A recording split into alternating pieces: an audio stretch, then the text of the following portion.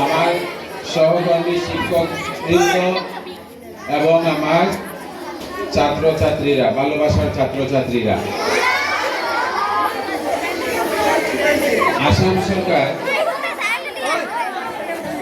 আসাম সরকারের নির্দেশ মতো 9 ডিসেম্বর থেকে 13 ডিসেম্বর পর্যন্ত আমাদের বিদ্যালয় সপ্তাহ পালন করা হবে। আমরা সবাই জানি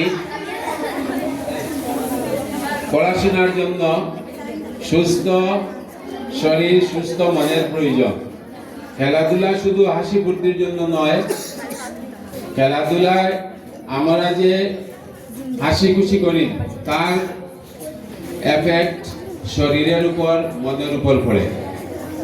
পড়াশোনা করতে হলে সুস্থ মনের দরকার, আর সুস্থ মন যদি পেতে হয় সুস্থ শরীরের দরকার।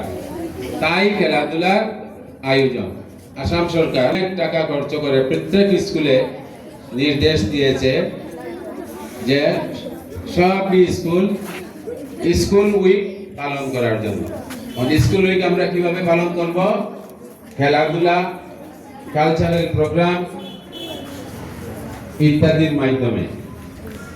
তো আমরা এখনই আরম্ভ করব আমাদের